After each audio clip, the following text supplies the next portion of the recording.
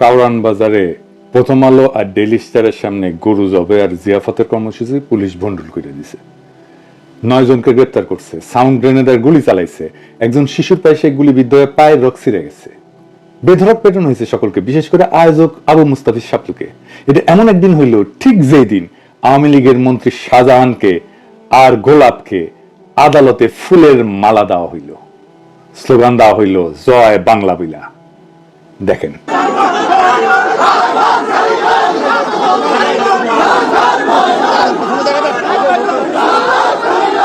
এর আগেও হাস্যোজ্জ্বল আওয়ামী লীগের মন্ত্রীদের দেখেছেন না, হাত করা না পড়ায় বাংলাদেশের ঠোলারা নিয়ে যাচ্ছে। তো কেন এই জিয়াফত? আসেন আমরা সংগঠকদের কাছ থেকে শুনি। কত ভাই ব্রাদার আছেন আপনারা, আমরা গরু জবাই দিয়ে এবং হিন্দুত্ববাদের বিরুদ্ধে গরু জবাই হচ্ছে প্রতি। এই গরু জবাই দিয়ে আমরা হিন্দুত্ববাদ থাকবো। হ্যাঁ, সমস্ত কিছুর বিরুদ্ধে গরু, এই গরু নিধনের বিরুদ্ধেই হবে আমরা, এই গরু নিধনই হবে আমাদের লড়াইয়ের মূল শক্তি। ফলে আপনারা তৈরি হয়ে যান, আপনারা আরো হাজার হাজার চলে আসেন। এত কম শক্তি নিয়ে আমরা এদেরকে লড়াই করতে পারবো? এরা তুচ্ছ শক্তি। আমাদের পিছনে তারা দাঁড়িয়ে আছে, এই দালাল, এগুলো হয়ে গেছে ভাতের জন্য, রুটির জন্য দালালি করে। মাহফুজের বাপ বাংলাদেশের মুসলমানের আইকন ছিল আবুল মনসুর, আর তার পোলা হয়েছে ভারতের দালাল। তো এই দালালদেরকে শিক্ষা দেওয়ার জন্য আমরা যথেষ্ট। আমাদের আরো বড় লড়াই সামনে অপেক্ষা করছে। বাংলাদেশ এই 56,000 বর্গ মাইলের দেশ না, এইটা একটা কনসেন্ট্রেশন ক্যাম্প। পুরো পূর্বাঞ্চল বাংলাদেশে 71 আমাদের জন্য ফাঁদ ছিল, আমরা প্রতারিত হয়েছি। 71-এ আমাদেরকে যুদ্ধ করায় ইন্ডিয়া আমাদেরকে কলোনি বানাইছে। এই সত্য আপনাদের জানতে হবে। এই সত্য না বুঝে আপনারা বুঝতে পারবেন না ইন্ডিয়া কিভাবে এখানে শোষণ চালায়, কিভাবে হিন্দুরা এখানে সংখ্যালঘু হয়। বাংলাদেশ রাষ্ট্রটা গঠিত হয়েছে বাঙালি জাতীয়তাবাদের উপরে। হিন্দু বাংলায় কথা বলে, আমিও বাংলায় কথা বলি। সে সংখ্যালঘু কি? যে 97% লোক হচ্ছে বাঙালি। হিন্দু কিভাবে সংখ্যালঘু হয়? ধর্মের ভিত্তিতে। সে ধর্মীয় রাজনীতি করতেছে, ধর্মীয় রাজনীতি করতেছি না, আমরা রাজনীতি করতে আসছি। ধর্ম আমাদের বিষয় না, আমাদের বিষয় বাংলাদেশ কে নিয়ন্ত্রণ করবে, ভারত নাকি বাংলাদেশের মানুষ? তো এই লড়াই কেবল শুরু। এই লড়াই অনেক বিস্তৃত হবে, অনেক বড় হবে। আপনারা সবাই সাথে থাকবেন, আমরা এই লড়াই অবশ্যই জিতব। ভালো থাকবেন। আর কালকে অবশ্যই 4টার মধ্যে আপনারা চলে আসবেন, এইখানে চলে আসবেন আপনারা সবাই, এবং আমরা গরু নিয়ে মিছিল করব এবং গরু জবাই করে আমরা সবাই মিলে খাবো। স্টারেও আমরা খাবার পাঠাবো, আমরা প্রথম আলোতেও খাবার পাঠাবো। না খাই এইটা আমরা দেখবো।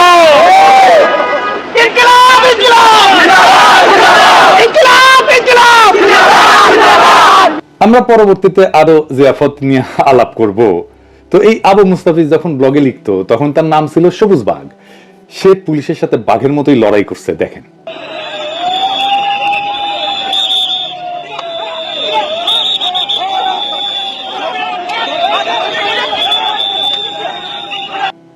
সাবাস শাপলু। ওই কর্মসূচি ভণ্ডুল কইরা দেওয়ার পরে পুলিশ নিজেই আগুন জ্বালায়, যেন দায় দিতে পারে আমাদের সাথীদের। দেখেন লোকেরা দেখেন আর্মি পুলিশ আগুন জ্বালাচ্ছে, আগুন জ্বালায় এখানে আমরা যারা ছিলাম শান্তিপূর্ণভাবে আন্দোলন করছিলাম, সেই আন্দোলনকে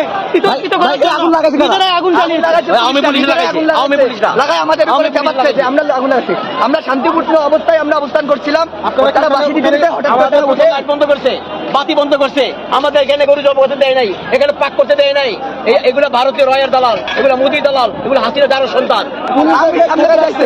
আর পুলিশটা নিজেরা অফিসের সামনে ভিতরে আগুন জ্বালাইছে, নাটক সাজাচ্ছে।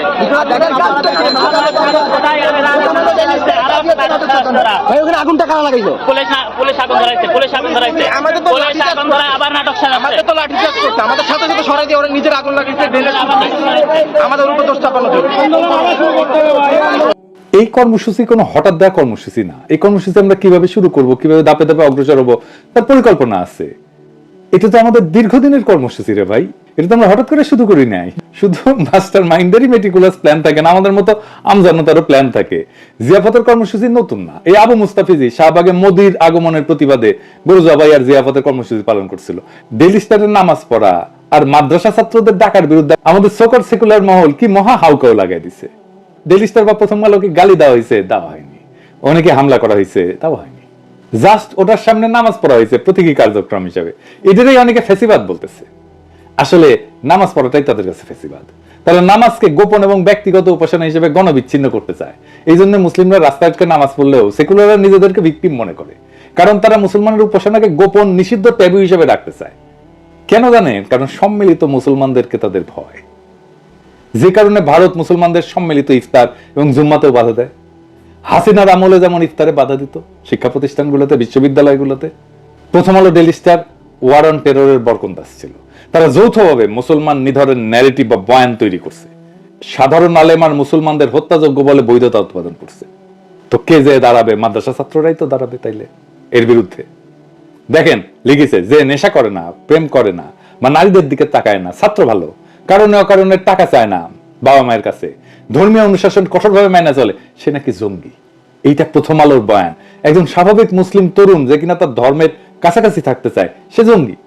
এই বয়ান প্রথম আলোর তৈরি। ছোটবেলা থেকে শিশু কিশোরদের মনে ইসলাম ঘৃণা ঢুকায় দেয়। এই যে দেখেন এখানে বলতেছে যারা গরু খায় তারা নিম্ন প্রজাতির প্রাণী।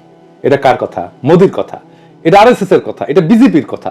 এই জন্যই তো গরু জব দিচ্ছি, তারা নাকি বস্তুনিষ্ঠ সাংবাদিকতা করে।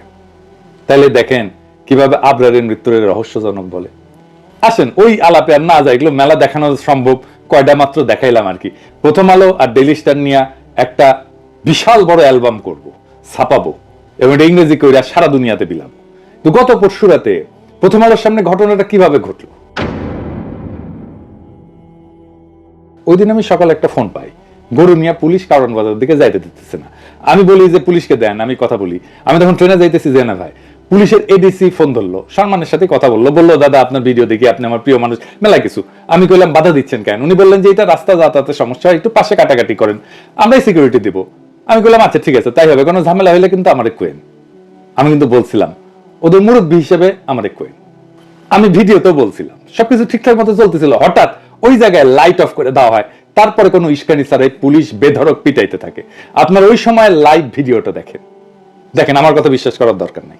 সবাই নিজ নিজ জায়গায় বসে পড়েন ভাই, বসে পড়েন।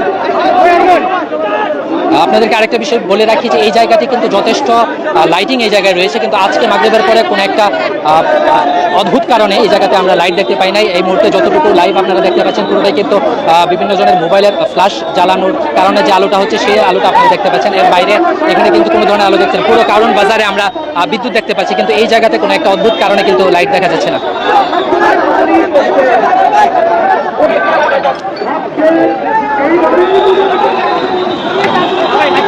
দর্শক, এখানে কিন্তু একটা বেশ চাঞ্চল্য অবস্থা তৈরি হয়েছে। আমরা কিন্তু দেখতে পাচ্ছি যে এই পাশে এখানে কিন্তু পুলিশ আক্রমণে গিয়েছে এবং তারা লাঠি চার্জ করছে, তারা আসলে ছত্রভঙ্গ করে দেওয়ার চেষ্টা করছে। এখানে সাধারণ জনতা যারা ছিল তারা কিন্তু এই মুহূর্তে সরে যাচ্ছে। কোনো এক অদ্ভুত কারণে কিন্তু হঠাৎ করেই তারা লাঠিচার্জ শুরু করেছে। দর্শক, আমরা এমবিএ টাইমসে লাইভে দেখাচ্ছি, আপনারা লাইভটি শেয়ার করে দিন। আসুন। শুধু কি তাই, আমাদের একজনকে প্রথম আলোর অফিসের মধ্যে নিয়ে গিয়ে নির্মম ভাবে পিটাইছে। আমার কাছে শোনার দরকার নাই, ভুক্তভোগীর কাছেই শোনেন। আজকে আপনারা যারা যারা আমার লাইভ দেখেছেন হয়তো তারা বুঝেছেন, এই মুহূর্তে আমি একটা সেভ হাউসে আছি। আমি জানি না আজকে রাতটা আমি বাঁচবো কিনা।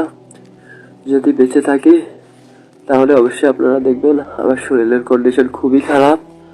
আর হচ্ছে ওখানে প্রথম আলোতে যখন আমি বক্তৃতা শেষ করলাম, বক্তৃতা দেওয়ার পরে হচ্ছে আমি ঢাকা বিশ্ববিদ্যালয়ের দিকে যাচ্ছিলাম।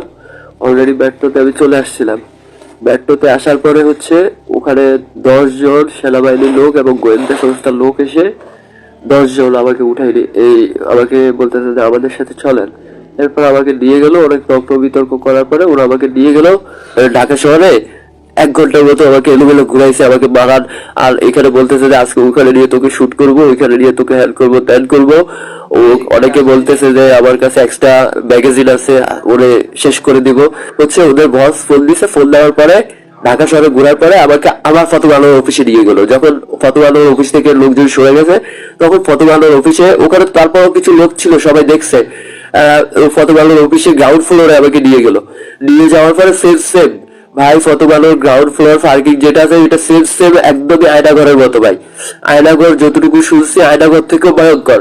ওখানে নিয়ে যাওয়ার পরে প্রায় 10 জন সেনাবাহিনী এবং গোয়েন্দা সংস্থার লোক আমাকে কুকুরের মতো পিটাইলো, কুকুরের মতো একদম ভাই, কুত্তার মতো আমাকে পিটাইছে, কুত্তার মতো। বলতেছে যে তুই এই সরকারের বিরুদ্ধে বলিস। আমি বললাম যে ভাই, এই সরকারকে আমি রক্ত দিয়ে বসাইছি, আমি কেন এই সরকারের বিরুদ্ধে বলবো? এবারে আমার ফেসবুক চেক করে দেখলো যে না, হ্যাঁ আমি প্রতিটি আন্দোলনের সাথে ছিলাম, প্রতিটি ক্ষণ মুহূর্তে আমি ছিলাম। এরপরে হচ্ছে আমাকে বলতেছে তাইলে তুই ঠিক আছে আন্দোলন করছিস, এখানে কেন আসছ? আমি বলছি যে আমি বৈষম্য বিরোধী ছাত্র আন্দোলনের সাথে যুক্ত, যার কারণে হচ্ছে বিভিন্ন ন্যায়সঙ্গত যৌক্তিক দাবির সাথে আমি একমত পোষণ করার জন্য আসছি, এখানেও আমি একমত পোষণ করার জন্য আসছি। আমাকে একদম কুকুরের মতো পিটাইছে ভাই। এই ছেলেটা কে জানেন? এই ছেলেটা হচ্ছে সেই ছেলে যে এর আগে প্রথম আলোর সামনে একটা মাইক্রোফোন নিয়ে পরের দিনের প্রোগ্রামের প্রচারণা চালাইছিল।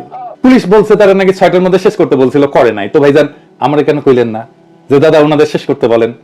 এই কারণে শেষ করা দরকার। আপনারা তো জানেনই, আমি ভিডিওতে পর্যন্ত বলছি, আমারে বলবেন আগে। একটা ঘটনাকে শান্তিপূর্ণভাবে মোকাবেলা করার সুযোগ ছিল, সেটা কেন শক্তি প্রয়োগ করলেন? আমারে বললেন না কেন? আমি না পারলে তখন বলতেন যে আপনি তো পারলেন না। এইটার উত্তর আমি পাইছি। হ্যাঁ, এটার উত্তর হইতেছে তারা শিক্ষা দিতে চাইছে। মাইকটা আসলে তাদেরকে দেয় নাই, মাইকটা দিছে আমারে। দেখাতে চাইছে আমার আহ্বানে যদি কেউ আসে তাহলে এইভাবে ঠান্ডা করা হবে। এটাও একজনের মেটিকুলাস প্ল্যান। প্রধান উপদেষ্টার দপ্তরে, আমি আজকে আর নাম কইলাম না, আমি তিক্ততা বাড়াইতে চাই না, কিন্তু আমি জানি এই ঘটনা কিভাবে ঘটছে, কে এটা পাঠাইছে। আমরা প্রথম আলো রেল স্টার বন্ধ করতে বলি নাই, হামলাও করি নাই। হামলার ঘটনা ঘটছে পুলিশি আক্রমণের পরে, এবং আমাদের একজনকে প্রথম আলো অফিসের ভেতরে নিয়ে পিটানোতে, এবং এর সাথে সাথে ডেইলি স্টারের সাংবাদিক আহমেদ কি জানেন ইস্তেক, আমাদের ছেলেরা গুলি খেয়ে মাইরা যায়, সেটা নিয়ে উল্লাস করে ফেসবুকে পোস্ট দেয়। এইটা সাহেব দেখেন তো একটা কইরা সে দাবি করে ডেইলি স্টার প্রথম আলো থেকে উপদেষ্টারা আসে। দেখেন সে কিন্তু আবার লিগ মুজিব নিয়ে বিশাল স্ট্যাটাস দেয়। আবার দেখেন কি পুরস্কার পাইছে মুক্তিযুদ্ধ জাদুঘর থেকে। দেখেন আবার দেখেন অমির রহমান পিয়ালরা উল্লাস করে আমাদের পিটাইছে প্রথম আলোর সামনে। তার মানে এইটা তারা কার হইয়া পিটাইছে? মোদির পান্ডা হইয়া পিটাইছে। তো জার্মানেরা যদি ভক্সওয়াগনের শেষকৃত্য করতে পারে, তাহলে আপনি কেন প্রথম আলো ডেইলি স্টারের জিয়াফত করতে পারবেন না?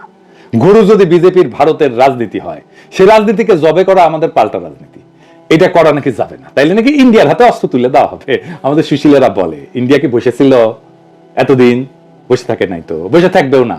ইন্ডিয়ার ভয় কুকড়ে থাকার জন্য আমরা এত মানুষ জীবন দিছি নাকি? এটা দ্বিতীয় স্বাধীনতা। এমনি দিল্লি দাসী প্রথম আলো ডেইলি স্টারের কাছে পরাধীন থাকার জন্য রক্ত দিছি আমরা। যে রক্ত ঝরছে ডেইলি স্টার প্রথম আলোর ওইখানে, এই রক্তের হিসাব আমরা নেব, এই রক্তের বদলা নেব। আমরা কিন্তু জানি কারা প্রথম আলোতে যায়, আমরা জানি কারা প্রথম আলো ডেইলি স্টারের এক্সটেন্ডেড ফ্যামিলি, আমরা সব দেখতেছি। বাঙ্গু সুশীলারা নিজের মুসলমান পরিচয় নিয়ে বিব্রত হইতে পারে। ইন্ডিয়া কি মনে করবে, ইন্ডিয়াটাকে কিভাবে কাজে লাগাবে, এইটা নিয়ে তাদের আশঙ্কা হইতে পারে, কিন্তু দেশের মানুষ ঠিকই তার শত্রু চেনে। যেই মাত্র আন্দোলনে মুসলমান নাম চিহ্ন দেখেছে, এই বাঙ্গু সুশীলেরা তাই আর্তনাদ শুরু করে দিছে। এডিটোরিয়াল পলিসির বিরুদ্ধে পত্রিকার প্রধান কার্যালয়ের সামনে সংক্ষুব্ধ নাগরিকদের সমাবেশ এবং প্রতিবাদ পশ্চিমে একটা খুবই সাধারণ ঘটনা। দেখেন BBC, new York Times, CNN, এগুলো অনেক বহু সংবাদ মাধ্যম অফিসের সামনে সিরিয়াস টাইপের প্রতিবাদ করা হয়। আমাদের ছেলেরা কোনো সহিংসতা করছে? করে নাই। করলে এটা দায় আমার। প্রথম আলো ডেইলি স্টারের গণবিরোধী এডিটোরিয়াল পলিসির বিরুদ্ধে সমাজের একটা অংশ বিক্ষুব্ধ, এটা বলতে অসুবিধা কোথায়? আমাদের ভ্যালিড কনসার্ন শোনা উচিত। মতিউর রহমান আর মাহফুজানন্দর সাথে সরকারের প্রেজেন্সে আমি বসতে রাজি আছি, আমি দেখাই দেব কোথায় কোথায় কনসার্ন, এবং কোন পত্রিকার এইরকম এডিটোরিয়াল পলিসি থাকতে পারে কিনা। দেখেন কেমনে প্রতিবাদ হয় পশ্চিমা সংবাদ মাধ্যমের সামনে। ওরা পারবে, আমরা পারবো না। আবদার দেখা বাঁচি না, মাইর খেলাম আমরা, দোষ আমাদের। রাজশাহীতে প্রথম আলোর অফিসে হামলা হয়েছে কখন?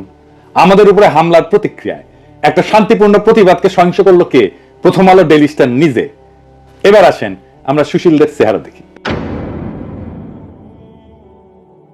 যতজন আমাদের কর্মসূচির সমালোচনা করছে তারা কেউ বলছে যে এই প্রথম গুলি চালাইছে পুলিশ, কেউ বলছে আমাদের সাথীরা আহত হয়েছে, রক্তাক্ত হয়েছে, কেউ দেখাতে পারবে আমাদের ছেলেরা পাল্টা আক্রমণ করছে, কেউ বলছে আমাদের 9 জনকে গ্রেপ্তার করছে পুলিশ, কেউ বলছে একজনকে প্রথম আলোর অফিসের মধ্যে ধরে নিয়ে যা পিটানো হয়েছে, কেউ বলছে একজন বলে নাই।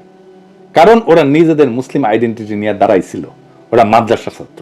এটাই হইতেছে সুশীলদের শ্রেণী ঘৃণা, এটাই সফট কোর মোদির রাজনীতি। এই রাজনীতি আমরা উৎখাত করব। আমি নাকি দেশে অশান্তি লাগাই রাখতেছি, ফারুকির উপদেশটা কি আমি বানাইছি?